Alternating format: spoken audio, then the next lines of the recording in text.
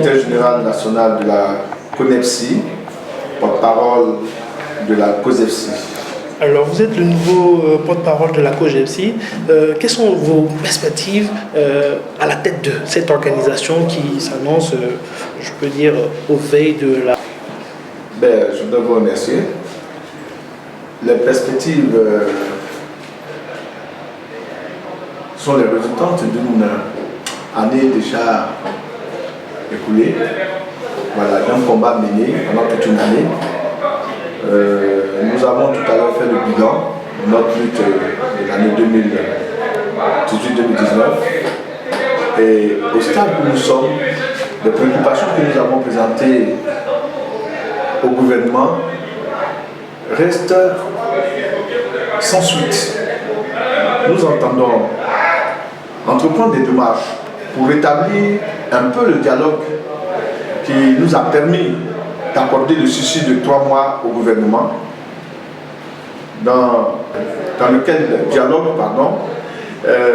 nous entendons véritablement, par des négociations, accéder à la satisfaction totale des revendications de nos camarades.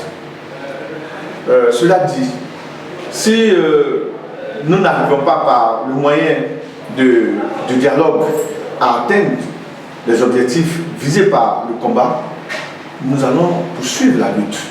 Nous entendons poursuivre la lutte en reprenant les protestations, les actions de protestation, en les renforçant, jusqu'à ce que le gouvernement puisse regarder et nous apporter des solutions aux revendications des enseignants. Bon, ce qu'il faut relever dans un premier temps, avant de répondre à votre préoccupation, c'est que la COSEFSI a une organisation qui fait que les décisions et les résolutions sont prises en assemblée. Des propositions peuvent venir du directoire.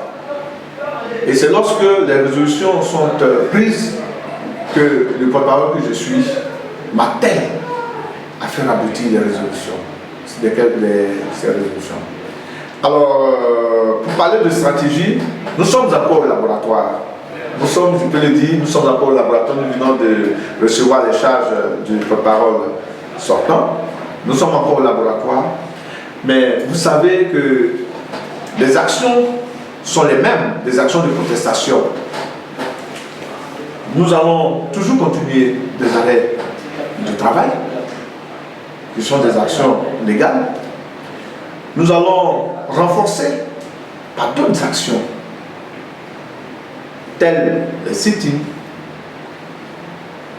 les journées de protestation.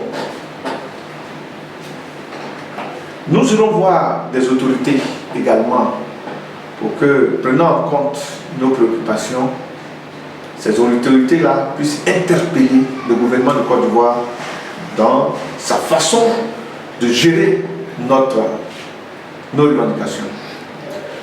Alors, nous voyons qu'au sortir de cette conférence de presse, on vous laisse en héritage une assignation à l'État de Côte d'Ivoire. Oui. Quel commentaire pouvez-vous faire sur cette assignation? Cette assignation rentre dans les actions en justice. Ces actions visent à rétablir l'ordre, à redonner le droit aux enseignants et également à faire valoir la liberté syndicale en Côte d'Ivoire. Parce qu'on ne peut pas comprendre que pour une grève, on puisse vous priver de vos intérêts.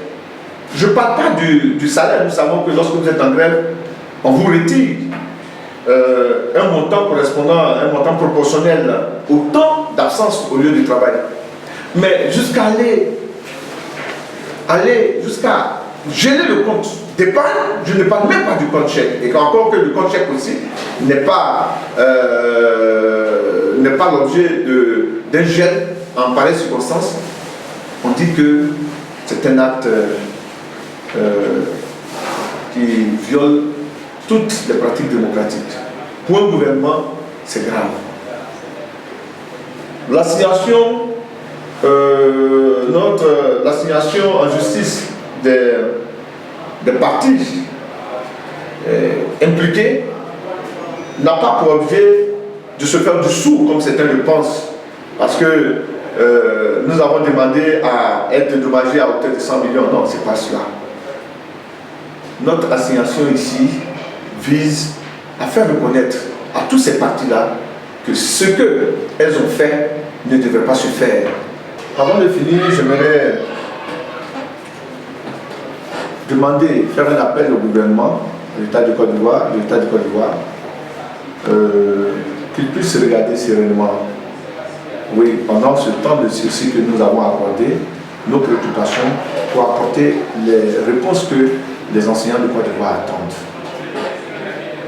Nous attachons du prix à cela. Aussi, nous tenons à informer les enseignants de Côte d'Ivoire, les dignes combattants, et que bien que la direction de la COSEFSI ait changé, elle demeure dans la lutte. Nous avons l'intention de porter haut le flambeau de la COSEFSI et continuer les combats jusqu'à satisfaction. Je remercie les différents secrétaires généraux nationaux de la COSEFSI. Je ne vais pas les citer, ils sont au nombre de 11. Vous voyez que la COSEFSI a grandi. Et cela, c'est par l'action des militants et des combattants du terrain. Je voudrais faire un appel aux enseignants, aux dignes enseignants de Côte d'Ivoire, et leur demander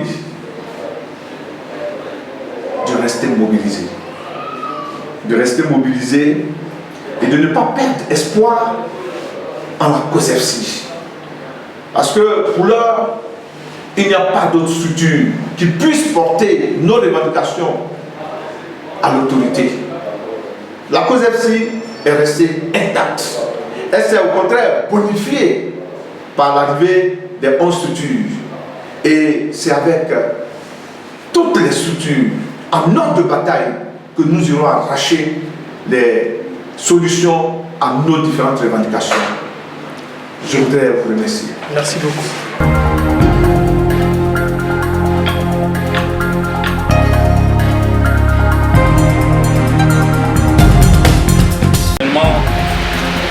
Qui est relatif à la conférence de presse que la coalition Secteur Éducation Formation donne ce matin. Conférence de presse à laquelle vous avez été conviés pour la couverture. Vous, chers journalistes, chers frères, maintenant, il faut le dire, parce que ça fait plusieurs années que le périple encadrement que nous avons engagé. Depuis, vous nous suivez, vous relayez l'information, grâce à vous, toute la Côte d'Ivoire, c'est ce que nous faisons. Nous voulons au nom encadrement du directoire de la COSEFSI, vous gravir ici et maintenant, nos sincères remerciements. Je voudrais, contrairement à ce qui se fait en tout cas ailleurs, ici, que les journalistes, c'est vous qui vous appelez, parce que vous êtes formidables. Voilà. Je voulais bien dire, contrairement à ce qui se fait ailleurs. Voilà.